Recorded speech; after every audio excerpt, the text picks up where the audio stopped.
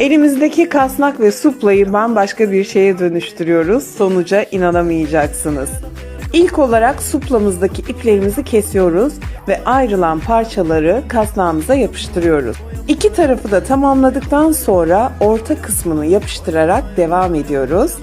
Daha sonrasında etrafındaki fazlalıkları kesip diğer kasnağımızı üzerine sabitliyoruz.